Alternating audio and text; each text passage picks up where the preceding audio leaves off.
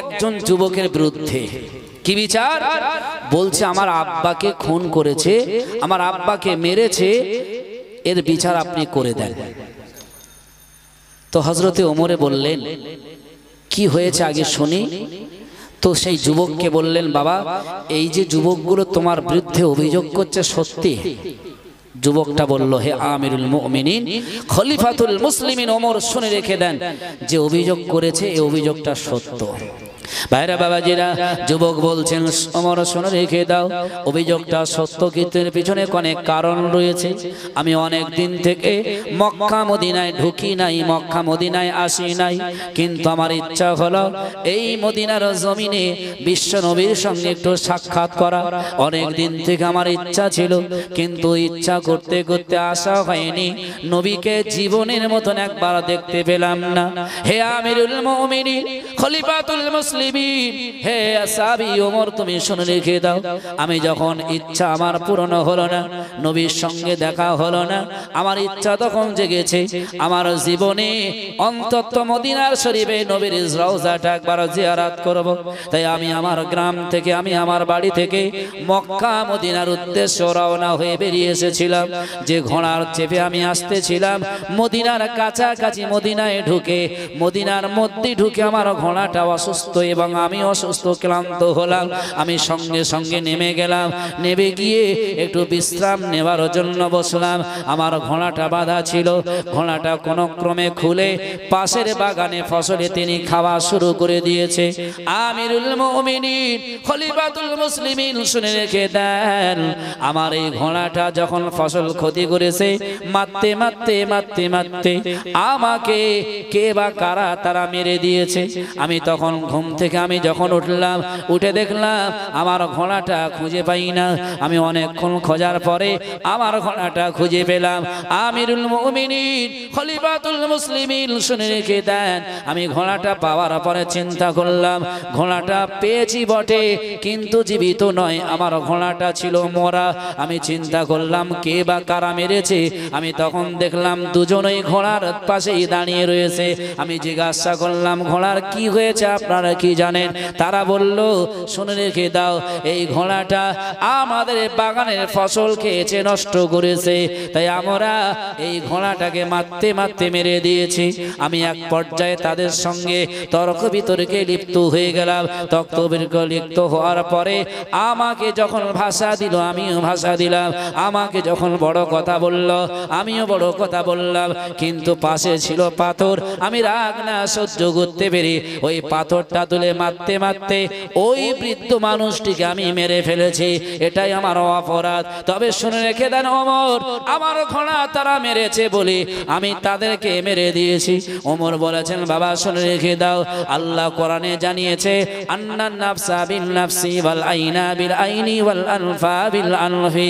হে বাবা শুনে রেখে দাও, আমি ওমর বলছি, কোরআনে এসেছে, মানুষ যদি কাউকে অন্যায়ভাবে হত্যা করে, তাহলে তারা প্রতিবেশী তাকে অন্যায় করে হত্যা করতে পারবে, কিন্তু তোমার তো হত্যা করেনি, হত্যা করেছে তোমার ঘোড়াকে। আর তুমি যদি একান্ত হত্যা করতে হয়, এদের কোনো একটা ঘোড়াকে হত্যা করতে পারতে। ঠিক না বে ঠিক কথা বলেছে? ওমর বলছে যে তোমার ঘোড়া মেরেছে আর তুমি জোর করে মানুষ মেরে দিলে, এটা অন্যায় হয়েছে। ওই অচেনা অজানা ব্যক্তি বললেন, ওমর যদি আমার অন্যায় হয়, আপনি যে শাস্তি যে সাজা দিতে পারেন আমি মাথা পেতে নেব, তবে আমি যদি অন্যায় করি আমাকে ক্ষমা করে দেন, আমি ক্ষমা প্রার্থী। ভাইরা বাবাজিরা, এবারে ওমর বললেন, তোমরা ভুল করেছো, এই দুইজন ছেলের বাপের কাছে যদি এই যুবকেরা ক্ষমা করে, নিশ্চিত তোমাকে আল্লাহ ক্ষমা করবেন। যুবকদের জিজ্ঞাসা করলো, যুবক তোমরা কি ক্ষমা করতে পারবে? বলল, না না না, আমরা ক্ষমা করতে পারি না। যেহেতু আমার আব্বাকে মেরেছে, মরণের পরে মরার বদলে আমরা মৃত্যু চাই, জীবনের বদলে আমরা জীবন চাই। ওমর বললেন, তাহলে আর দেরি করা যাবে না। হে যুবক, তোমাকে মৃত্যুর বদলে তোমাকে মৃত্যু দিতে হবে, তোমার ফাঁসির মঞ্চে ঝুলতে হবে।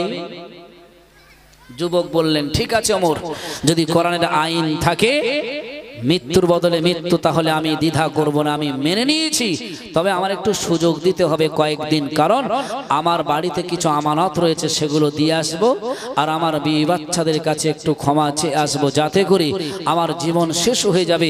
আমি কোরআনের বিপক্ষে আমি চলতে রাজি নই। ওমর বললেন ঠিক আছে, তাহলে তুমি যাও, আসবে কবে? তাহলে সেদিন বলো। দিনটা হলো জুমার দিন, ধরো 1 সপ্তাহ পরে জুমার দিন ওই মানুষটিকে মারা হবে, ওই মানুষটিকে ফাঁসি দেওয়া হবে। কিন্তু ওমর বললেন পিছনে একটা কারণ আছে, তোমার বাড়ি কথা আমরা কেউ জানি না, তোমার ঠিকানা কথা আমরা কেউ জানিও না, কিন্তু তুমি যে চলে যাবে পরে আসবে কিনা এটা আমাদের সন্দেহ হচ্ছে, আমরা জানি না, তবে তোমাকে কারো জিম্মাদার করে যেতে হবে। এটা সহজ, ঠিক না? ঠিক কথা বলেন। আমাদের বেহুলা বাড়ি যদি কোনো একটা চোর ধরা পড়ে, তাহলে তাকে ধরে মারছেন বেধড়ক, টাকাটা সে অন্য হাতে দিয়েছেন, এখন আপনারা বলছেন যে টাকাটা দিতে হবে, সে বলছে টাকা দেব, আমাকে একটু ছেড়ে দেন, বাড়িতে যাব, 2 দিন পরে এসে দেব। আচ্ছা, আপনারা ছাড়বেন না তাকে জিম্মাদার কাউকে রাখবেন? জোরে বলেন।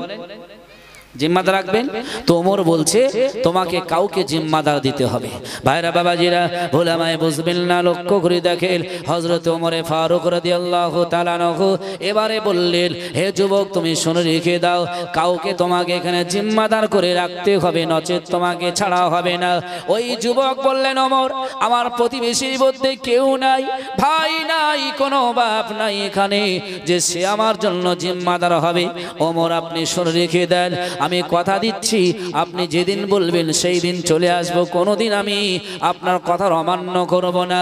ওমর বললেন না না না, আপনাকে কাউকে জিম্মাদার করতে হবে। সাহাবাই কেরামেরা সবাই দাঁড়িয়ে রয়েছে, অনেক মানুষ গোল হয়ে দাঁড়িয়ে রয়েছে, অনেকক্ষণ বাদ প্রতিবাদ হচ্ছে। ওমর বলছেন জিম্মাদার লাগবে, আর যুবক বলছে কেউ এখানে নাই, কাকে আমি জিম্মাদার দেব? অনেকক্ষণ পর একজন সাহাবী, যার নাম আপনারা জানেন, যিনি আম্মা জান ফাতেমার কবরের কাছে গিয়ে বলেছিল, কবর রে সাবধান, তুমি ফাতেমার সঙ্গে সৎ ব্যবহার করবে, ওই সাহাবীর নাম হলো আবু যার গাফারি।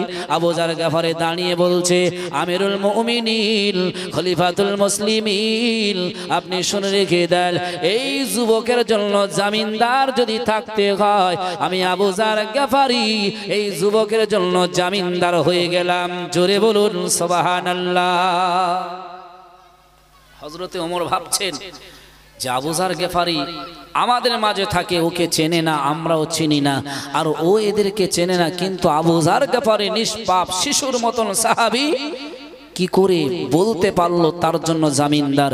সে যদি না আসে আবু যার গেফারির প্রাণ চলে যাবে।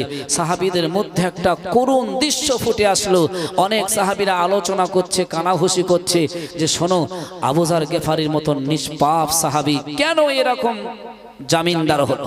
ভাইরা বাবাজিরা, এবারে আবু যার গেফারি বললেন, হে ওমর আপনি শুনে রেখে দেন, আমি এই ব্যক্তির জন্য জামিনদার হয়েছে, আপনি একে ছেড়ে দেন, আর কবে একে ফাঁসি দেওয়া হবে সেই দিন আপনি বলে দিয়ে দেন। আমিরুল মুমিনিন বললেন, শোনো, আগামী দিন শুক্রবার জুমার দিন, জুমার নামাজের পরে এ কতলের বদলে, হত্যার বদলে তাকে ফাঁসি দেওয়া হবে। যাও যাও, যে যার মতন চলে যাও। ওই যুবক আর দেরি করলো না, নবীর দরবার জিয়ারত আর হলো না, তিনি এবারে বাড়ির দিকে রওনা হলো, কিছু আমানত রয়েছে সেগুলো দেওয়ার জন্য। ও ভাইরা বাবাজিরা, তাফসীরের আলোচনা সংক্ষিপ্ত করে বলি, হযরতে ওমর এবার ছেড়ে দিয়েছেন, ওই যুবক চলে গেল, তিনি বাড়িতে পৌঁছে গেল। এদিকে লক্ষ্য করে দেখতে দেখতে দিনের পর দিন পার হয়ে যেতে জুমার দিন সকাল হয়ে গেল, কিন্তু এই যুবকের কোনো সন্ধান নাই। যুবক যদি না আসে তাহলে ফাঁসির মঞ্চে উঠবে কে? কথা বলেন। আবু যার গেফারি যে জামিনদার হয়েছিল, ঠিক না বেঠিক? সকাল না হতেই সাহাবাই কেরামেরা, মদিনার মানুষেরা সবাই আসতে শুরু করেছে, ওমরের দরবারে দেখতে শুরু করেছে সেই যুবকটা এসেছে কিনা। যদি যুবকটা না আসে তাহলে আবু যার গেফারির মতন মানুষ, নিষ্পাপ শিশুকে প্রাণ দিতে হবে। হায় রে, সমস্ত মানুষ অবাক হয়ে গেল, চিন্তায় চিন্তিত হয়ে ওমরের দরবারে এসে দেখছে যে সেই যুবক এসেছে কিনা। ভাইরা বাবাজিরা লক্ষ্য করে দেখেন সেই যুগের বিচার ব্যবস্থা কেমন ছিল, সেই যুগের কেমন মানুষের আদব আখলাক, নবীর কেমন তারা আদর্শ মেনে নিয়েছিল। আজকে বর্তমান সমাজে আমি আপনি আপনারা আমাদের সমাজের মানুষেরা কতটা নবীর আদর্শ মেনে নিয়েছে একবার লক্ষ্য করে দেখেন। এইবারে আবু যার গেফারির কাছে হযরতে ওমর রাজ দরবার থেকে চিঠি লিখে পাঠিয়ে দিয়েছে। ওমর চিঠি লিখলো, আবু যার গেফারি শুনে রেখে দাও, ওই যুবকটা আসার কথা ছিল সকালে, জুমার নামাজের পরে তার ফাঁসি হবে, তুমি জামিনদার হয়েছো, কিন্তু ওই যুবকটা এখনো পৌঁছায়নি। জুমার নামাজ হতে আর বেশিক্ষণ দেরি নাই, জুমার নামাজও হয়ে যাবে, তবে তুমি তৈরি হয়ে রাজ দরবারে আসবে। জুমার নামাজের পরে যুবক যদি না আসে তোমাকে ফাঁসি দেওয়া হবে। করুণ দৃশ্য মুসলমান, আজকে লক্ষ্য করে দেখেন আবু যার গেফারি নিষ্পাপ শিশুর মতন সাহাবী, তিনি চিঠিটা পেয়েছেন, পড়ে দেখছেন ওমর চিঠি পাঠিয়ে দিয়েছে আর লিখেছেন আপনাকে তৈরি হতে আসতে হবে। ওই যুবক এখনো আসেননি। হযরত আবু যার গেফারি চিঠিটা পেয়ে তিনি তৈরি হলেন, তৈরি হয়ে বিবিকে বললেন, বাচ্চাকে বললেন, জনম দুঃখিনী মাকে বললেন, আমাকে বিদায় দাও, আমি যার জন্য আজকে জামিনদার হয়েছিলাম সে এখনো আসেনি। ওমর চিঠি দিয়েছে, মনে হয় আমাকে আর বেশিক্ষণ বাঁচা সম্ভব নয়, আমাকে ফাঁসির মঞ্চে উঠতে হবে। ওমর এই সিদ্ধান্ত নিয়ে আমাকে চিঠি দিয়েছে। সবার কাছ থেকে বিজান নিয়ে জুমার মসজিদে নামাজে চলে এসেছে। এদিকে নামাজ কমপ্লিট হয়ে গেল, তখন ওই যুবকের আশা এখনো কেউ দেখলো না। মদিনার সাহাবীরা, মদিনার মানুষেরা সব অবাক হয়ে গেল, বিভিন্ন জায়গায় দেখতে শুরু করে দিয়েছে। হায় রে হায়, ওই যুবকটা কোথায়, যুবকটা কোথায় রয়েছে? নিষ্পাপ শিশু আমিরুল মুমিনিনের দরবারে যারা থাকে তার ভিতরে হযরত আবু যার গেফারির আজকে প্রাণ চলে যাবে। নিষ্পাপ শিশু আবু যার গেফারি নির্দোষ হয়ে কোনো দোষ না করার পরেও জীবনটাকে উৎসর্গ হতে হবে। সবাই চিন্তায় পড়ে গেল, সাহাবীদের মধ্যে যেন একটা ব্যাকুল, যেন একটা টান পড়ে গেল। ওই সময় দেখতে দেখতে জুমার নামাজ কমপ্লিট হয়ে গেল। আমিরুল মুমিনিন খলিফাতুল মুসলিমিন মসজিদের মেহরাবে দাঁড়িয়ে দাঁড়িয়ে বললেন, আজকে ফাঁসির দিনে যে যুবক আসার কথা ছিল ওই যুবকটা এখনো পৌঁছায়নি, আজকে ফাঁসি হবে হযরতে আবু যার গেফারির। আবু যার গেফারি তুমি তৈরি হয়ে ফাঁসির মঞ্চে চলে যাও। আজকে ফাঁসির মঞ্চে চলে যাওয়া হয়, অনেকে দেখেছে, একটা তার আশা থাকে। কিন্তু আবু যার গেফারির কাছে জিজ্ঞাসা করা হলো, আবু যার গেফারি রে, তোমাকে জাল্লাত ফাঁসি দিয়ে দেবে, কোরআনের আইন অনুযায়ী ওমর আমি আজকে বিচার করেছি, আজকে তোমাকে ফাঁসির মঞ্চে উঠতে হলো। জামিনদার থাকার কারণে সেই তো যুবক এসে আসতে পারেনি, এখনো আসে নাই, তোমাকে ফাঁসি দেওয়া হবে। আবু যার রে, তোমার কি কোনো ইচ্ছা আছে? আবু যার গেফারি নিষ্পাপ শিশু বললেন, আমিরুল মুমিনিন খলিফাতুল মুসলিমিন, আমার জীবনে আর কোনো ইচ্ছা নাই, একটা ইচ্ছা, মরণের পরে তোমরা দোয়া করো আমি যেন মহান আল্লাহর জান্নাতে ভালো কাজের জন্য যেতে পারি। জোরে বলুন সুবহানাল্লাহ। আমিরুল মুমিনিন বললেন, তাহলে তুমি দাঁড়িয়ে যাও, জান্নাত রেডি। হযরতে আবু যার গেফারি ফাঁসির মঞ্চে দাঁড়িয়ে গেল। নিষ্পাপ শিশুর মতন সাহাবীর ফাঁসি দেওয়া হবে। অন্যান্য সাহাবীরা থাকতে পাচ্ছেন না যে এ কি করুণ দৃশ্য, জামিনদার হলো বলে আজকে নিষ্পাপ জাহানটা বিদায় নেবে। সবাই ভাবছেন, হতভাগ হয়ে যাচ্ছেন। ভাইরা বাবাজিরা, এবারে লক্ষ্য করে দেখেন জাল্লাদ রেডি হয়ে গেল, আর মাত্র কয়েক মিনিটের ভিতরে তাকে ফাঁসি দেওয়া হবে। ইতিমধ্যে দেখতে পেলেন মদিনার ধুলোবালি উড়িয়ে কে যেন একটা ঘোড়ার পেটে সাওয়ার হয়ে দ্রুতগামীতে আসতে লেগেছে। ওই সময় সাহাবীরা বললেন, হে আমিরুল মুমিনিন খলিফাতুল মুসলিমিন, আপনি দাঁড়িয়ে যান, তাকে ফাঁসি একটু বন্ধ করে দেন, একটু আপনি নিষেধ করে দেন। কে যেন একটা মদিনার দূর থেকে ধুলোবালি উড়িয়ে আসতে শুরু করে দিয়েছে। হে আমিরুল মুমিনিন, আপনি একটু দাঁড়িয়ে যান, কে আসছে আমরা একটু দেখে নেই। ও ভাইরা বাবাজিরা, আমিরুল মুমিনিন বললেন, একটু দাঁড়িয়ে যাও, দেখা যাক সেই যুবক কিনা অন্য কেউ। কিন্তু সেই মদিনার ধুলোবালি উড়িয়ে যিনি আসছিলেন বললেন। আস্তে আস্তে ওমরে ফারুক দরবারে দাঁড়িয়ে গেল। ওমরে ফারুকের কাছে যেই না এসেছে, ওই যুবকটা সাওয়ারির পিঠ থেকে নেমে হযরত ওমরের কাছে আসতে শুরু করে দিয়েছে। এসে বললেন, জামানার খলিফা ওমর, আপনি প্রথমে আমাকে ক্ষমা করে দিয়ে দেন। হে ওমর রে, আমি যখন বাড়িতে গিয়েছিলাম, বাড়িতে গিয়ে আমানতগুলো সব কিছু বুঝিয়ে দিয়েছি। আমার কিছু ঋণ ছিল, সেগুলো শোধ করে দিয়েছি। এবারে আমি আসবো জুমার আগে এসে পৌঁছাবো। আমি আমার বাচ্চাদের কাছে বললাম, আমার বিবিকে বললাম, জনম দুঃখিনী মাকে বলেছি, মা আমি একজনকে হত্যা করেছি, কোরআনের আইন অনুযায়ী ওমর আমাকে ফাঁসি দেবে, আমাকে আর থাকা হবে না মা, আপনি বিদায় দেন। আমার জনম দুঃখিনী মা আমাকে জড়িয়ে ধরে বলল, বেটা রে, না না, তোকে যাওয়া যাবে না, তোর দুটি সন্তান রয়েছে, তাদের দিকে তাকিয়ে আমি তোর মা তাদের এতিম বানাতে দেব না, আমি সন্তান হারা হব না। ও বেটা রে, আমি তোমাকে যেতে দেব না। হে আমিরুল মুমিনিন, আমার মা আমাকে জড়িয়ে ধরেছে, আমার দুটি বাচ্চা কলিজার টুকরা, কারো বয়স 8, কারো বয়স 5, ওই দুটি ছোট্ট বাচ্চা আমাকে ধরে বলল, আব্বা রে, আব্বুরে, আপনি যাবেন না, যাবেন না, আপনি যদি প্রাণ হারা হয়ে যান, যদি ফাঁসির মঞ্চে প্রাণ দিয়ে দেন, আমরা দুজনে এতিম হয়ে যাব। আব্বু বলে আর ডাকবো কাকে? কাকে আর আব্বা বলে ডাকবো? না না, আপনি যাবেন না। যদি যেতে হয়, আমরা সবাই মিলে গিয়ে আমিরুল মুমিনিনকে বুঝিয়ে আপনাকে ফাঁসির মঞ্চ থেকে ফেরত নিয়ে আসবো। দুটো বাচ্চা ছেলে আব্বাকে জড়িয়ে বারবার বলতে লেগেছে। খলিফাতুল মুসলিমিন শুনছেন, সমস্ত সাহাবীরা শুনছেন। হযরত আবু যার গফারি ফাঁসির মঞ্চে দাঁড়িয়ে রয়েছে, জাল্লাদ রেডি, ফাঁসি দেবেন। আমিরুল মুমিনিন বললেন, তাহলে তুমি এসেছো, আর দেরি করো না। ওই সময় বললেন, হে আমিরুল মুমিনিন শোনেন, আমার বিবিকে যখন বললাম, বিবিও একই কথা বলল, প্রাণের স্বামী রে, আমার সুখের সংসার আপনি ভেঙে দিয়ে চলে যাবেন, না জানি কি হয়েছে, যদি আপনি একটু নিয়ে যান, আমরা সেখানে গিয়ে আমিরুল মুমিনিন খলিফাতুল মুসলিমিনকে বোঝাবো, আপনি যাবেন না, যাবেন না, আপনি যদি শহীদ হয়ে আপনি যদি ফাঁসির মঞ্চে চলে যান, আপনার বাচ্চারা এতিম হয়ে যাবে, আমি বিবি বিধবা হয়ে যাব, আপনার জনম দুঃখিনী মা, যিনি আপনার রোজগারের পয়সা নিয়ে আমরা সবাই খেতাম, সেই মা ও হতভাগু হয়ে যাবে, কে আমাদের রোজের ব্যবস্থা বানাবেন? আপনি যাবেন না।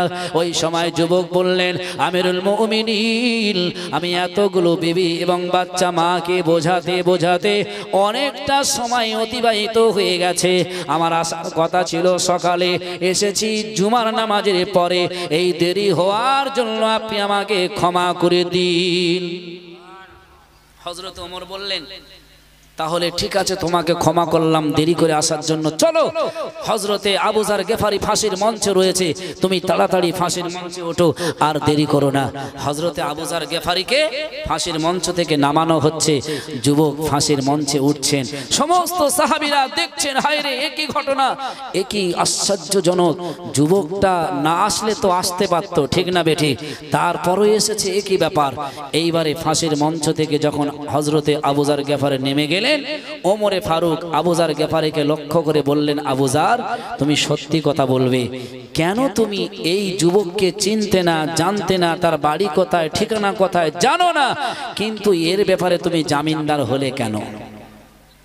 ভাইরা বাবাজিরা, এবারে হযরতে আবু যার বললেন, হে আমিরুল মুমিনিন, শুনে রেখে দেন, আমার ফাঁসি হয়ে যেত এই যুবক না আসলে, তবে যুবক এসেছে, আমাকে আপনি ছেড়ে দিয়েছেন, সরিয়ে দিয়েছেন, কিন্তু আমি যুবককে চিনি না, তার বাড়ি কোথায়, ঠিকানা কোথায়, পিতার নাম কি, তার গ্রামের নাম কি, কিন্তু আমি তার জন্য জামিনদার হয়েছে, এই জন্য যাতে ভবিষ্যতে কোনো মানুষ না বলতে পারে একজন মুসলমান বিপদে পড়েছিল বলে কোনো মানুষ তার বিপদের পাশে দাঁড়াই নাই, এই কথা যেন আগামী দিন কোনো মানুষ না বলতে পারে।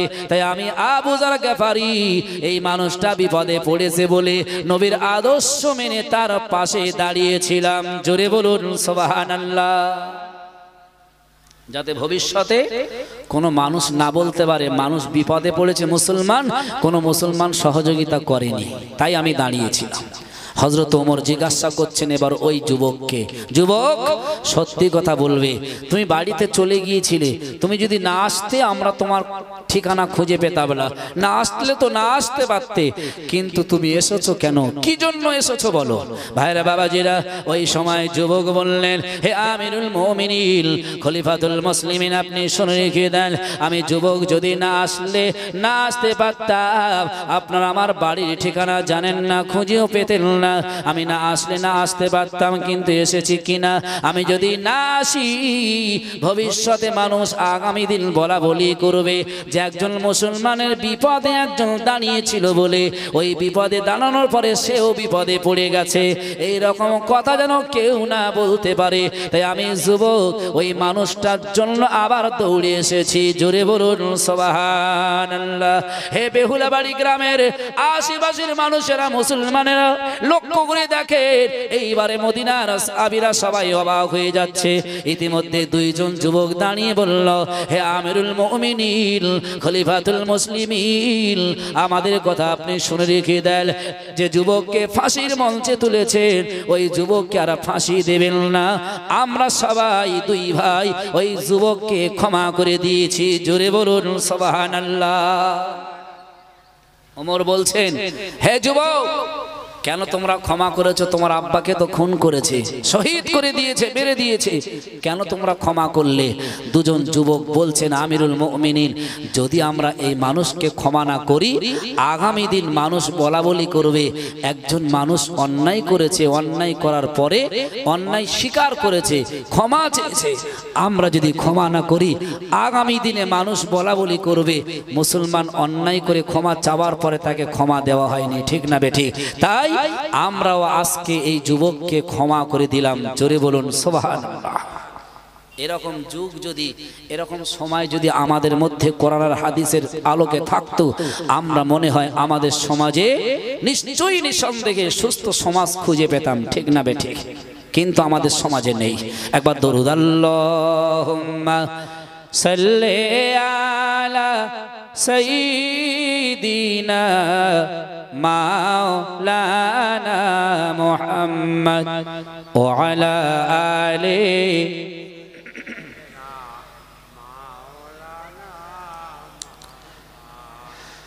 হারিয়ে যাব একদিন আমি, রব না ভুবনে চিরদিন, হারিয়ে যাব একদিন আমি, রব না ভুবনে চিরদিন, ক্ষমা করে দিও তোমরা আমায়, ভুল করে থাকে যদি কোনো দিন, হারিয়ে যাব একদিন আমি, হারিয়ে যাব একদিন আমি, রব না ভুবনে চিরদিন। দরুদ আল্লাহুম্মা সাল্লি আলা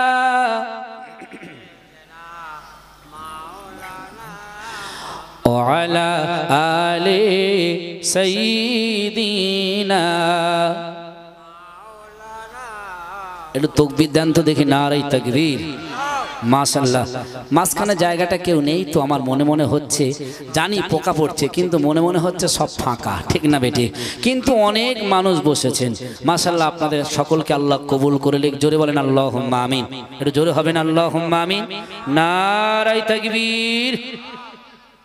আপনাদেরকে বড্ড ভালোবাসি, ভালোবাসার দিকে লক্ষ্য করে একটা কথা বলবো, শুনবেন? বলেন একটু শুনবেন কিনা? কেউ বলছে না নাকি? বলবো, ভালোবাসি বলে বলছি।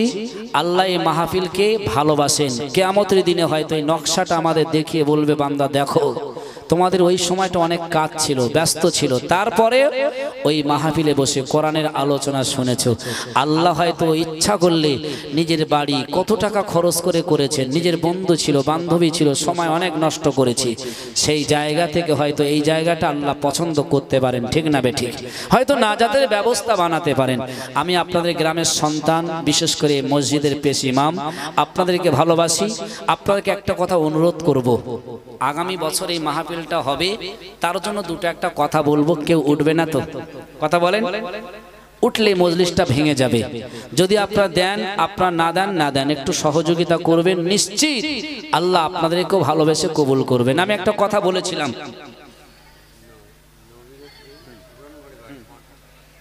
আমার ভাই এখনো বলেনি, কিন্তু ভাই বলে গেল একটা কথা, বলছি একটু পরে। মেজ হুজুর কেবলার কথা আপনারা একটা শুনেছিলেন, আমি বলেছিলাম বনমালীপুর মাদ্রাসায় উনি এসেছিলেন, মাদ্রাসার সুবিধার্থে মানুষের কাছে বলেছিলেন একটু জমি জায়গার কথা, কিন্তু মানুষ বলল চুপচাপ বসে জমি জায়গা স্বীকার কেউ করলেন না। মেজ হুজুর কেবলা প্রায় 1 ঘন্টা ধরে বলার পরে এবারে দোয়া করবেন, একজন উঠে বলল হুজুর আমি 2 বিঘে জমি দেব। মেজ হুজুর কেবলা দোয়া করলেন খুব ভালো করে। অনেকক্ষণ দোয়া করার পরে মানুষ এবার উঠে কেউ 10 কাঠা, কেউ 1 বিঘে, কেউ 2 বিঘে দিতে দিতে 82 বিঘে জমি উঠে গেছে। আপনার শুনে দেখবেন এখন মাদ্রাসায় 80 থেকে 82 বিঘে জমি রয়ে গেছে। তো শেষে হুজুর দোয়া করবেন, তো সেই ব্যক্তি উঠে বলছে হুজুর আমি যে 2000 টাকা দেব বলেছিলাম ওটা আমি দেব না। সবাই হাসছে, মেজু হুজুর কেবল হেসে ফেলেছে। বাবা কেন? সবাই বলছে হুজুর ও কোথায় থেকে দেবে, ওর তো জমি জায়গা কিচ্ছু নেই। তো বলছে জিজ্ঞেসে, তো সবাই বলছে হুজুর ওর জমি না থেকে যদি 2 বিঘে জমি দিতে পারে, আর আমাদের জমি ছিল আমরা দেবো না কি করে, তাই আমরা দোয়া শুরু করেছি। মেজ হুজুর কেবলা বলেছিলেন বাবা এই ভালো কাজে সহযোগিতা করেছো, এর জন্য আল্লাহ খুশি হয়েছেন। জোরে বলুন সুবহানাল্লাহ। তা আপনারা যদি একটু বসে থাকেন মাহফিলের, আপনারা বসে থাকবেন তো নাকি? একটু তাকবীর দেন তো সবাই, নারায়ে তাকবীর। এতগুলো মানুষ যদি একটু অন্তর থেকে দেন আমার মনে হয় আরো জোরে হবে। জোরে বলেন নারায়ে তাকবীর, নারায়ে তাকবীর। সবার পক্ষে সম্ভব হয় না এই জায়গায় বসা, ঠিক না বেশি? সবার পক্ষে সম্ভব হয় না মক্কা মদিনায় ঘুরে আসা, ঠিক না বেঠিক? টাকা পয়সা ব্যাংক ব্যালেন্স সব আছে, কিন্তু কোনো না কোনো কারণবশত তাকে ফেরত আসতে হয়, এরকম নজির অনেক আছে। আমার আল্লাহ বলছে বান্দা যাকে আমি আল্লাহ ভালোবাসি তাকে আমার মক্কাতে আমার কাবা ঘর তওয়াফ করাই।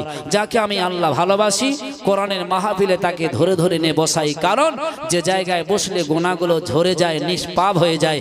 সবাই তো এই জায়গায় বসে গোনা ঝরাতে পারে না, ঠিক না বেঠিক? আপনাদের আল্লাহ ভালোবাসে, তাই এখানে বসে আল্লাহ গোনাগুলো ঝরিয়ে নিচ্ছেন। একবার জোরে বলেন সুবহানাল্লাহ। আপনারা নবীকে ভালোবাসেন কারা? একটু হাত তুলে বলবেন দেখি, নবীকে ভালোবাসি কারা? নারায়ে তাকবীর। হাত নামান। আল্লাহর কসম, যদি মহান আল্লাহ সত্যিকারে বলে যে কুল ইন কুনতুম তুহিব্বুনাল্লাহ, নিশ্চিত সত্য, নিশ্চিত এই আয়াতের অনুপাতে আমরা নবীকে ভালোবাসি বলেছি, আল্লাহর কুদরতি ক্যামেরায় উঠে গেছে। আল্লাহ হয়তো কিয়ামতের দিন বলবে বান্দা আমি বলেছিলাম যারা আমার নবীকে ভালোবাসবে আমায় আল্লাহ আমাকে ভালোবাসা হয়ে যায়।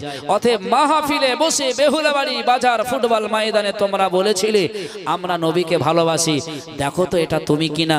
বান্দা সেদিন হয়তো মহান আল্লাহ পাকের করুণার দৃষ্টিতে আমরা নাজাতের বাসিন্দা হতে পারবো, ঠিক না বেঠিক? আল্লাহ যেন আপনাদেরকে কবুল করে নেন। সকলে বলুন আল্লাহুম্মা আমিন। ভাইরা বাবাজিরা, এবারে আপনাদের কাছে বলবো বিশ্ব নবীর অনেক কাহিনী আপনারা শুনেছেন। আমার আপনার নবী সোনার নবী যেদিন জন্ম নিয়েছিলেন, জন্মের পরে আপনারা জানেন 6 মাস বয়স, 6 মাস পূর্বে আব্বা আব্দুল্লাহ চলে গেল। 6 বছর বয়সে আম্মা জান আমিনা বিদায় নিয়েছেন। ও ভাইরা বাবাজিরা, জনম দুঃখিনী মায়ের ভালোবাসা, আব্বার ভালোবাসা 6 বছর বয়স থেকে আমার আপনার নবী আর পেল না। নবী এখন এতিম হয়ে গেলেন। আপনারা বলেন তো দেখে, আপনাদের ঘরে কোনো সন্তান যদি আব্বা হারা হয়, মা হারা হয়, ওই ছেলেটি একাকী কি করবে? কে খাওয়াবে? কে তাকে গোসল দেবে? কে তাকে জামা পরাবে? আমার আপনার নবী সোনার নবী মায়ার নবী, তার আব্বা নাই মা নাই। সেই সময়ও মহান আল্লাহ বলেছে হাবিব আপনি চিন্তা করবেন না, আপনি যখন মায়ের করেছিলেন আমি সে সময় দেখেছি, সাহায্য করেছি। আপনি যখন পৃথিবীতে এলেন 1 বছর 2 বছর বয়সের সময় সহযোগিতা করেছি। আজ তোমার আব্বা নাই মা নাই, আমি আল্লাহ তোমাকে ভুলি নাই, বরং তোমার প্রতি আমি আল্লাহ আমার সাহায্য রয়েছে। জোরে বলুন সুবহানাল্লাহ। এমনকি বিশ্ব নবী আমার মক্কা শরীফের পাহাড়ে বনে খেলতে যেত, শিশুরা যখন আসতো তার আব্বারা এসে নিয়ে যেত, কিন্তু আমার আপনার নবী আব্বা আসতো না, একাকী কেঁদে কেঁদে আবার ঘরে ফিরে যেত। ও ভাইয়েরা বাবাজিরা, সেই এতিম নবীর ভালোবাসায় আজকে মাহফিল হয়েছে। আপনার জ্ঞানী মানুষ, আমি জানি এই মাহফিলকে আপনারা অত্যন্ত ভালোবাসেন।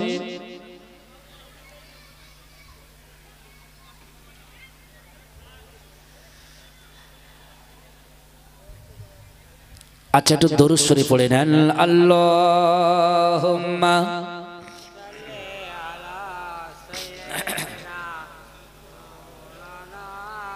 ঠিক আছে।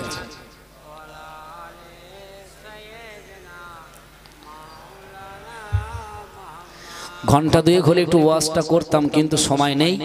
আপনাদের কাছে আরো অনেক ঘটনা রেখেছিলাম, কিন্তু সময়ের দিকে তাকিয়ে সমস্ত ঘটনা ইতি করলাম। আপনাদের কাছে বলবো, এই মাহফিল ভালোবাসেন আপনারা সবাই বলেছেন, নবীকে ভালোবাসেন আপনারা সবাই বলেছেন, কিন্তু আমি বলবো আপনারা জানেন মহান আল্লাহ বলেছেন বান্দারে, এবারে তো পোকা এই জায়গায় নেই, যদি একটু পিছন থেকে উঠে আসেন, সামনে আপনারা থাকলে ভালো লাগে। আপনাদের ভালোবাসি বলে বলছি, আপনার সামনে থাকলে একটু সামনে দেখা হবে, ভালো লাগবে। একটু আসেন তো, আর সেই সঙ্গে কলেমা পড়েন। সবাই উঠে আসেন, পিছন থেকে বাবু একটু আসেন না, আসেন। সকলে বলেন লা ইলাহা ইল্লাল্লাহ, লা ইলাহা ইল্লাল্লাহ, লা ইলাহা ইল্লাল্লাহ, মুহাম্মাদুর রাসূলুল্লাহ, লা ইলাহা ইল্লাল্লাহ।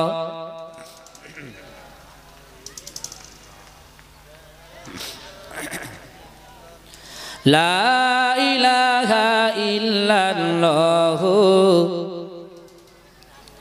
ও ভাইরা বাবাজিরা, আপনারা প্রত্যেকে জানেন কোরআনে এসেছে ওয়ালা ইয়াসআলু হামিমুল হামিমা, বন্ধু বান্ধবের সেদিন চিনবে না। সেই দিনটা হলো কিয়ামতের দিন। সেই দিনটা কোন দিন? কিয়ামতের দিন। বন্ধু তার বান্ধবীকে চিনবে না, বান্ধবী তার বন্ধুকে চিনবে না, এমনকি নিজের ছেলেরা সেদিন আর চিনবে না। সেই কঠিন কিয়ামতের দিনে রাসূলুল্লাহ আমাদের জন্য সুপারিশ করবে। একজন বলবেন যে আমি রাসূলের সুপারিশ যাতে পাই, সেই রাসূলের ভালোবাসায় আগামী বছর এই মাহফিল হোক, এই মাহফিলে কোরআনের আলোচনা সবাই শুনুক, এই মাহফিলে এসে মানুষ পরিবর্তন হবে, মাহফিল হবে, তার জন্য আমি ৫,০০০ টাকা দেব। একজন আছেন এর ভিতরে? তাকবীর দেন একটু, নারায়ে তাকবীর। কি সর্বনাশ, একটু জোরে হবে না? নারায়ে তাকবীর, নারায়ে তাকবীর। ইদ্রিস আলী বাবু আমার বুলানগড়, গত বছর আমার মনে আছে সবার প্রথমে, আল্লাহ ওনার বরকত দিক, সবাই বলেন আল্লাহুম্মা আমিন। সবার প্রথমে বলেছিল আমি ২,০০০ টাকা দেব। আজকেও সবার প্রথমে ৫,০০০ টাকা দেওয়ার জন্য ওয়াদা করেছেন। আপনারা খুশি তো নাকি?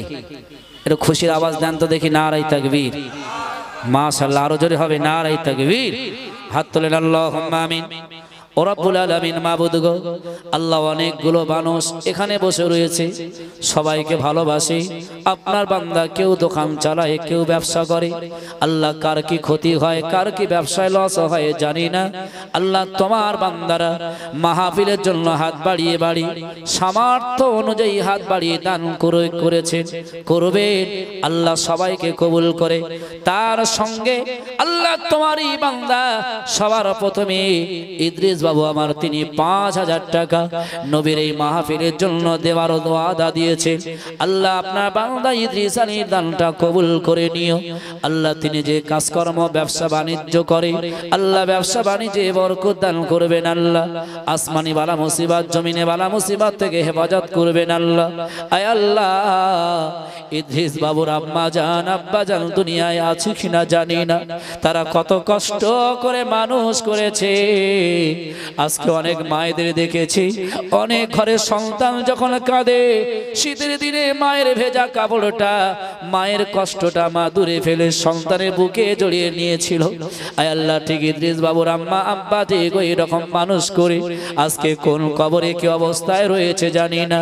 আল্লাহ ৫,০০০ টাকা থাকলে বড় লোক হওয়া যায় না, বাড়ি বানা যায় না, দোকানও হয় না, কিন্তু ইদ্রিস বাবু মনে করলো মারা গেলে সব বেকার হবে। আল্লাহ তাই মাহফিলে ৫,০০০ টাকা দিয়েছেন, সবগুলো তার আব্বা মায়ের কবরে পৌঁছে দি। কবরগুলো আল্লাহ তুমি জান্নাতের বাগান বানিয়ে দিও। আয় আল্লাহ হায়াত বাড়িয়ে দেন ভাইয়ের, কিয়ামতের দিন যেদিন কেউ কারো চিনবে না, আল্লাহ সেই কঠিন মুসিবতের দিনে আল্লাহ নবীর শাফাআত সুপারিশ ভাইয়ের জন্য নসিব করে এই জলসা নাজাতের ওসিলা বানিয়ে দেবেন। এবং যারা বসে রয়েছেন সবার দেওয়ার তৌফিক দেন, যারা দেবেন আল্লাহ সকলকে কবুল করে নেবেন। আমিন। লা ইলাহা ইল্লাল্লাহু মুহাম্মাদুর রাসূলুল্লাহ। নারায়ে তাকবীর। মাশাআল্লাহ, আপনার দানি আমি জানি দান করবেন, অনেক মানুষের ভিতরে রয়েছে। ইদ্রিস আলী বাবির মতন আর কি একজন আসের ভিতরে আছে? অনেক টাকা হয়ে গেছে, তাই না? ইচ্ছা করলে হয়ে যায়, নিয়তটা বড় জিনিস। রাসূলুল্লাহ বলেছেন ইন্নামা আমালু বিন্নিয়াত। যদি কেউ নিয়ত করে, দেওয়ার মালিক আল্লাহ, রুজির মালিক কে? জোরে বলেন আল্লাহ। আল্লাহ যদি রুজি দেয় মানুষ অবশ্যই অসুবিধা হয় না। সময় কম, আপনাদের কাছে বেশিক্ষণ থাকবো না। তো আপনাদের কাছে যদি আমার ইদ্রিস বাবুর মতন আর কেউ আছে কি জানি না, তবে আমি জানি বর্তমান সময় মানুষ একটু মানে রোজ আয় থেকে একটু কম আছে, মানুষের একটু অবস্থা ভালো যায় না। তারপরেও বেহুলা বাড়ির আশেপাশে মানুষেরা ডরে না, ভয় পায় না। আমি জানি দেবে। আপনাদের কাছে বলবো 2000 টাকা করে 5 জনের। এর ভিতরে কাকে আল্লাহ পছন্দ করবে, কাকে আল্লাহ কবুল করবেন জানি না। তাই প্রথম নাম্বারে এর ভিতরে কেউ আছেন যে 2000 টাকা আগামী বছরে দেব? একটু হাত তুলে দেখাবেন। কেউ আছেন 2000 টাকা আগামী বছরে? 5 জন। মাশাআল্লাহ মাশাআল্লাহ। আমি জানি বেহুলাবাড়ি জামে মসজিদের অনেক ভাই যারা খেদমত করেছেন। বর্তমানে মসজিদের যিনি সেক্রেটারি সাহেব গত বছরে হাত বাড়িয়েছিলেন, এবছরেও আমার মাহফুজুর ভাই প্রথম নাম্বারে 2000 টাকা দিয়েছেন। আপনারা খুশি তো নাকি? তাকবীর দান তো দেখি। নারায়ে তাকবীর। জোরে হবে না? নারায়ে তাকবীর। আমরা সবাই মিলে দোয়া চাই, আল্লাহ ভাইয়ের ব্যবসা বাণিজ্যে কাজে কামে রুজি রোজগার আল্লাহ যেন বরকত দেন। বলুন আল্লাহুম্মা আমিন। আমার রাসূল জানিয়েছে যারা আল্লাহ রাস্তায় দেয় আমার আল্লাহ সেটাকে নিয়ে বাড়াতে শুরু করে, পুষতে পালতে শুরু করে, বড় করে, তার জন্য দিয়ে দেন। অতএব আপনারা জানেন দান করলে কারোর কমে না, দান করলে কেউ গরিব হয় না, আল্লাহ বাড়িয়ে দেবেন। দ্বিতীয় নম্বরে একজন বলবেন যে আমি 2000 টাকা দেব। কেউ আছেন এর ভিতরে? বলেন একটু। 5 জনের কাছে বলবো, বেশি নয়। আল্লাহ সবাইকে কবুল করবে আমি জানি, কিন্তু সুযোগ সবার হবে না। 5 জনের ভিতরে 4 জন বাকি আছে, দ্বিতীয় নম্বরে একজন নেই কেউ। ভাইরা বাবাজিরা লক্ষ্য করে দেখবেন, আপনি যখন মারা যাবেন আপনাকে গোসল দেবে, কাফন পরিয়ে দেবে। কিসের আপনার অর্থ, কিসের আপনার ব্যবসা, কিসের বাড়ি গাড়ি, কিসের আপনার সম্পদ, কিসের আপনার সম্পদশালী, কিসের আপনার আর্থিক অবস্থা লক্ষ্য করেন। আপনি যেদিন মারা যাবেন সবাই এসে বলবে লাশ কোথায় রাখা হয়েছে।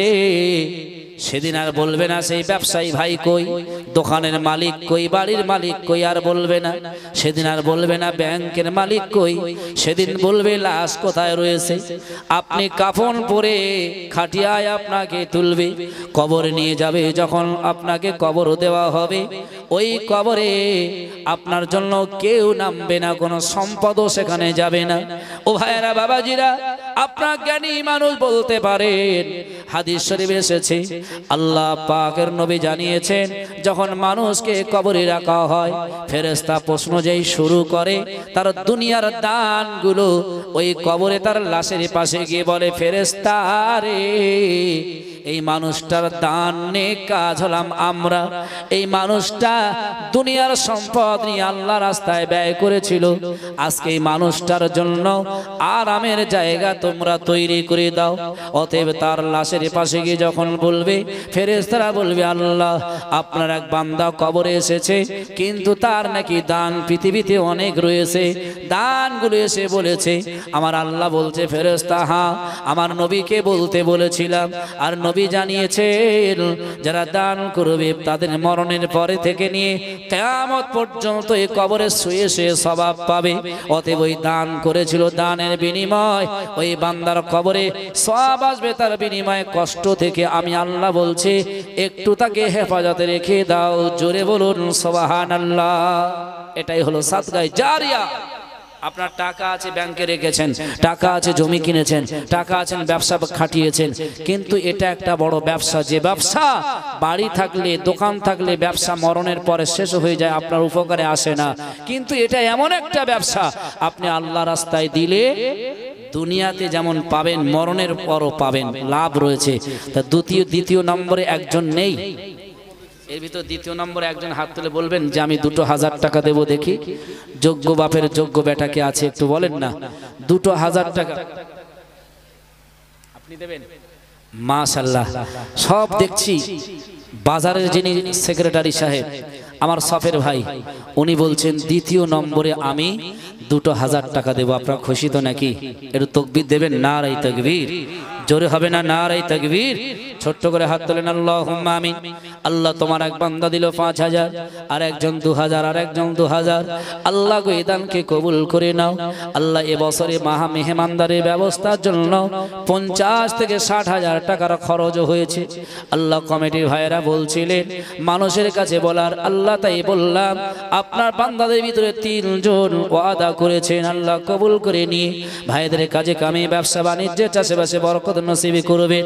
আয় আল্লাহ খাস করে জীবনে যতদিন বাঁচিয়ে রাখবেন আসমানি বালা মুসিবত থেকে, জমিনে বালা মুসিবত থেকে আল্লাহ এদেরকে আপনি হেফাজত করবেন। যারা বসে আছেন আল্লাহ কাকে কি দিয়েছো জানি না, আল্লাহ তবে সবার অন্তরে এই মাহফিলের ভালোবাসা জগিয়ে দাও। আমিন আমিন। লা ইলাহা ইল্লাল্লাহু মুহাম্মাদুর রাসূলুল্লাহ। নারায়ে তাকবীর। তৃতীয় নম্বরে একজন আছে, ঠিক আছে, তৃতীয় নম্বরে একজন নেই। 2000 টাকা কাজ করেন 365 দিন বছরে। আপনি 4টে দিন নিয়ত করবেন যে আমি এই 365 দিনের ভিতরে এক সপ্তাহে যা কাজ হবে আল্লাহ নবীর মাহফিলের জন্য দেব। একজন নেই এর ভিতরে।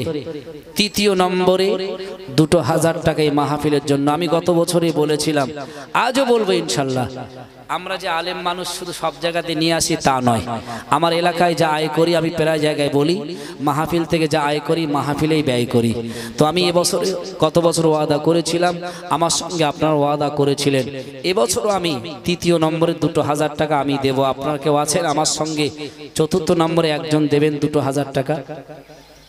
কেউ আছেন এর ভিতরে? নেই?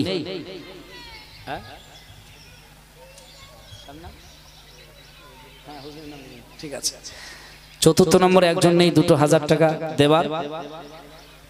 দেখেন সব কিন্তু শেষ করে আমরা গহীন কবরে চলে যাব, কিছু সঙ্গে নিয়ে যাব না। কত টাকা এনেছেন, কে নিয়েছেন আর কে নিয়ে যাবেন বলেন? এসেছি একা, যাব একা, সঙ্গে কিছু যাবে না। দুনিয়ার জমিনে এমন একটা জায়গা যেখানে থাকতে হবে।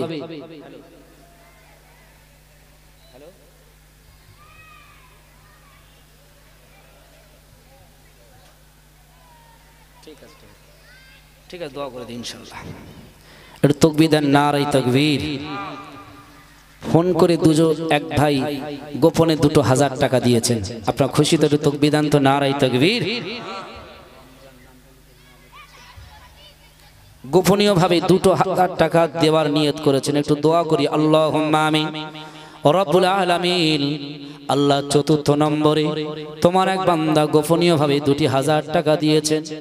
5 জনের কাছে বলেছিলাম 2000 টাকার খড়ি। আল্লাহ তোমার নবী সারাটি জীবন আমাদের জন্য কেঁদেছেন। বদরে, ওহুদে, খন্দকে কেঁদেছেন, কত মার খেয়েছেন আমাদের জন্য। এখনো কবরে শুয়ে শুয়ে কাঁদছেন। যেদিন হাসরের ময়দানে উঠবেন সেদিনও বলবে উম্মতি, আয় আল্লাহ নবীর উম্মত আমরা কিছুই করতে পারলাম না। আগামী বছরে মাহফিল হবে তার জন্য তোমার বান্দারা যারা দিয়েছেন এবং দেবেন সবাইকে কবুল করে। আল্লাহ কত রোগে কত কষ্টে থাকে জানি না, সবার রোগ থেকে আল্লাহ আপনি হেফাজত করবেন। আয় আল্লাহ সবার রুজি রোজগারে ব্যবসা বাণিজ্যে বরকত দিয়ে ঈমান ইজ্জতের সঙ্গে বেঁচে থাকার তৌফিক দেবেন। আমিন। লা ইলাহা ইল্লাল্লাহু মুহাম্মাদুর রাসূলুল্লাহ। নারায়ে তাকবীর।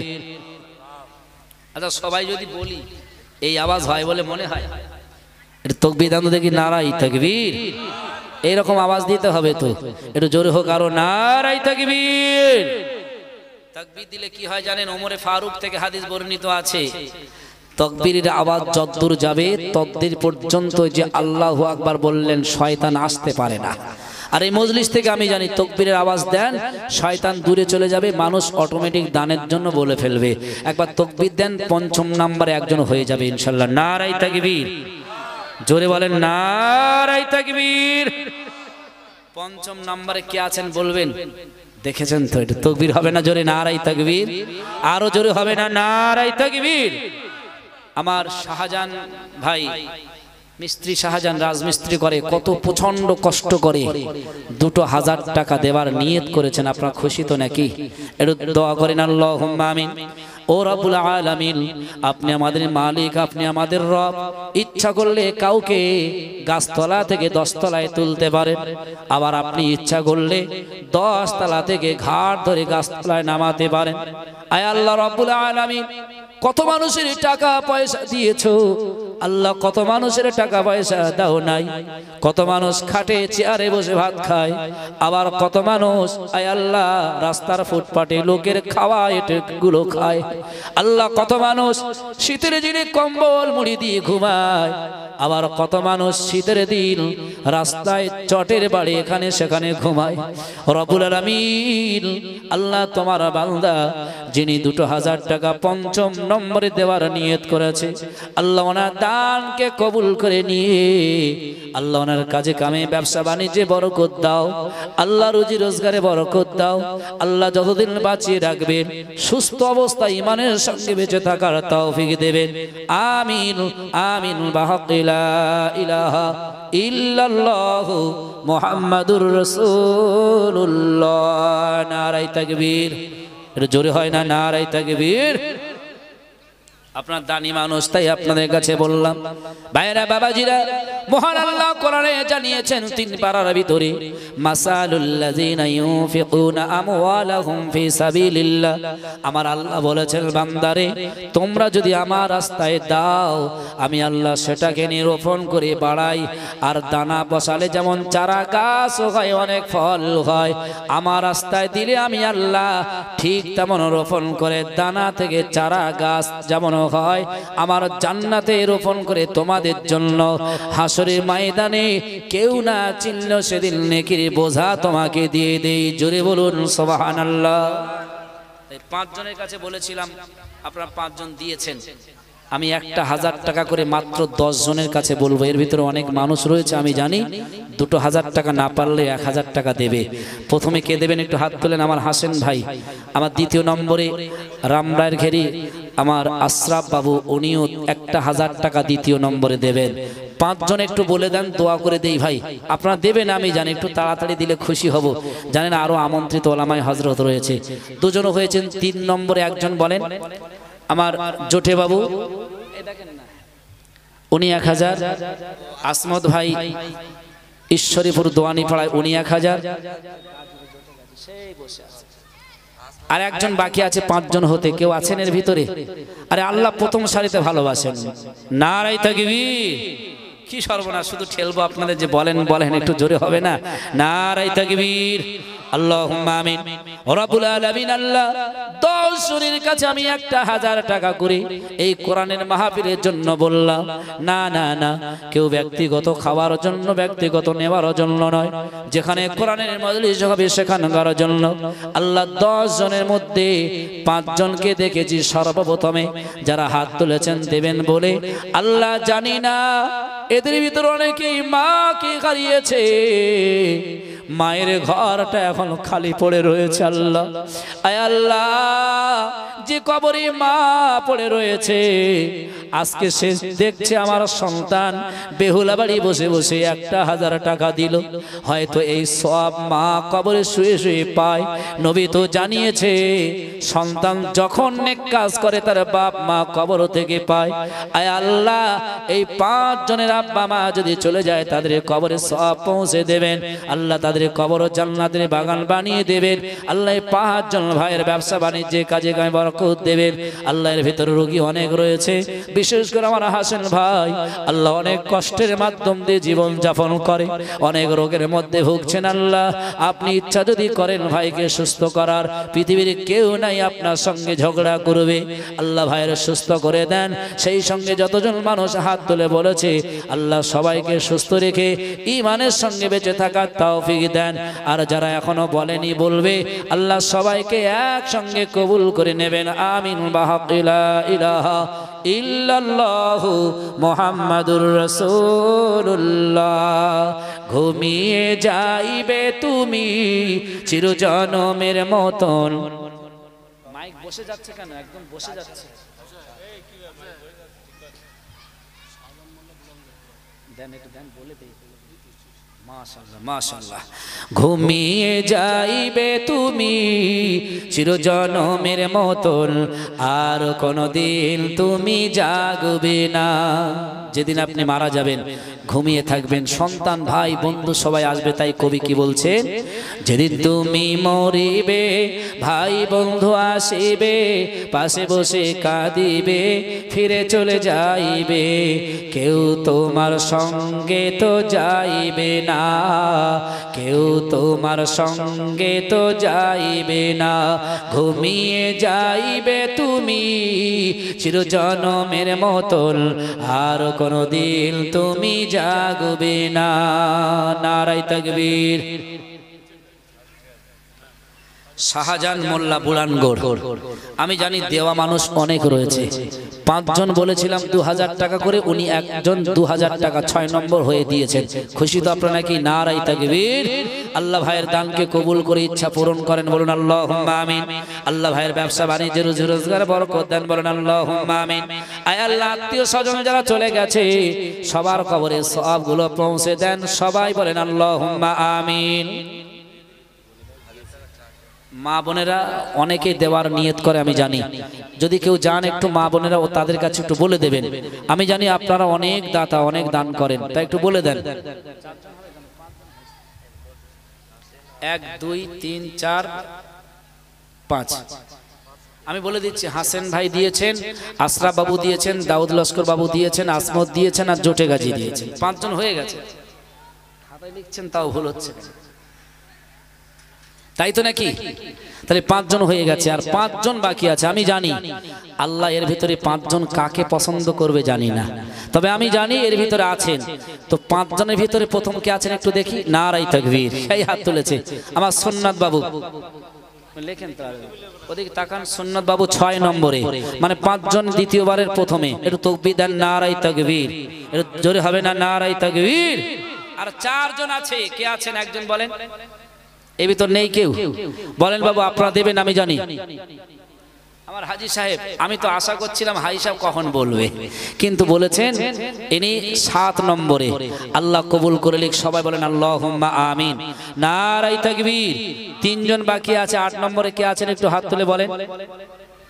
ওই তো আমার ইয়াকুব বাবু, খুব কাছের মানুষ, আল্লাহ কবুল করে লিখ। 2 জন বাকি আছে, দোয়া করে দেব 2 জন হলে, একটু দোয়া চাইবো। 2 জনের ভিতরে কে আছে? 9 নম্বর একজন, কেউ দেবেন 1000। সবার সম্ভব হয় না, সবাই দিতে পারে না। আমি জানি আপনাদের 1000 টাকা হাতের ময়লা নেই, এমন কিছু নেই। আপনি নিয়ত করবেন, দেওয়ার মালিক আল্লাহ। আল্লাহ যদি চায় আপনাকে 1000 বিনিময়ে আল্লাহ হয়তো আরো দেবে। এই হাত তুলেছে দেখেন, সেই দেখেন আমার আতিয়ার ভাই, আব্বার জন্য। যাক, আব্বা মানে ওনার আব্বা আমাদের মসজিদের প্রাক্তন মুয়াজ্জিন সাহেব, এখন অসুস্থ রয়েছেন। একটা 1000 টাকা দিবেন। আপনারা খুশি তো নাকি? একটু তাকবীর দেন, নারায়ে তাকবীর। দোয়া চাইবো। ওনার মাও বিকেলবেলা এসে বলে গেছে আরো 500 টাকা আমি দেব, ওনার নামও লিখে নেব। আর একজন মাত্র বাকি আছে 1000 টাকা হতে। কেউ আছেন এর ভিতরে একটা 1000 টাকা দেওয়ার? সবার পক্ষে সম্ভব না, আমি জানি। 10 নম্বর আশারায়ে মুবাশশারা আমার আল্লাহ পছন্দ করে। আল্লাহ আশারায়ে মুবাশশারা 10 জনকে এই দুনিয়ায় থাকতে জান্নাতের সার্টিফিকেট দিয়েছিলেন। 10 জন হতে মাত্র একজন 10 নম্বরে কেউ নেই এর ভিতরে। যাক, মাশাআল্লাহ, পূর্ণ হয়ে গেছে। তাকবীর দেন, নারায়ে তাকবীর। জোরে হবে না? নারায়ে তাকবীর। মা বোনের একটু দেন না। মা ফাতেমার মতন দাতা আপনারা জানি, মা ফাতেমার চাদর বিক্রি করে দান করেছিলেন। আপনি একটু বলেন না, মা বোনদের থেকে 2-5 জন অন্তত 500 টাকা করে 10 জন দেন, একটু ওখানে লিখে দেন মা বোনেরা। আল্লাহ আপনাদের দেবে, আমি জানি। বরকত দিলে আল্লাহ যদি বরকত দেয় উপায় নেই। একটু হাত তোলেন, আল্লাহুম্মা আমিন। ও রাব্বুল আলামিন, আপনার বান্দাদের কাছে বলেছিলাম, বান্দীদের কাছে বলেছিলাম, আল্লাহ 10 জন তোমার বান্দারা 1000 টাকা করে দেওয়ার নিয়ত করেছে। ও রাব্বুল আলামিন ইন্নাল্লাহা হুয়ার রাজ্জাকু যুল কুওয়াতিল মাতিন। আপনি হলেন রুজির মালিক, যদি আপনি কেড়ে নেন পৃথিবীর কেউ নেই তার রুজিটা দেবে, আপনি যদি বাড়িয়ে দেন কেউ নেই তার সাথে হিংসা করে কমিয়ে দেবে। আল্লাহ যারা দেওয়ার ওয়াদা করেছে 1000 টাকা করে আল্লাহ সামনে বছর পর্যন্ত সুস্থ রেখে আল্লাহ তাদের রুজি রোজগারে ব্যবসা বাণিজ্যে কাজে কামে আল্লাহ বরকত দান করবেন। আল্লাহ সেই সঙ্গে যতজন মানুষ বিদায় নিয়ে চলে গেছে সবার কবরে সবগুলো পৌঁছে দেবেন। আল্লাহ বিশেষ করে প্রাক্তন মুয়াজ্জিন সাহেব অসুস্থ হয়ে রয়েছে, আল্লাহ সবাই মিলে দোয়া চাই, দিনে 5 বার আপনাকে আল্লাহ বলে ডাকতো, আল্লাহ তার শরীর সুস্থ করে দাও, হায়াত বাড়িয়ে দাও। আল্লাহ যদি তার জন্য এ দানকে কবুল করে নিয়ে হাসরের ময়দানে আল্লাহ নাজাতের ওসিলা বানিয়ে দেবেন। সঙ্গে এখনো যারা দেবেন এবং দিয়েছেন সবাইকে কবুল করেন, আমিন আমিন। লা ইলাহা ইল্লাল্লাহু মুহাম্মাদুর রাসূলুল্লাহ, লা ইলাহা ইল্লাল্লাহ। একটু জোরে জোরে লা ইলাহা। ঠিক আছে,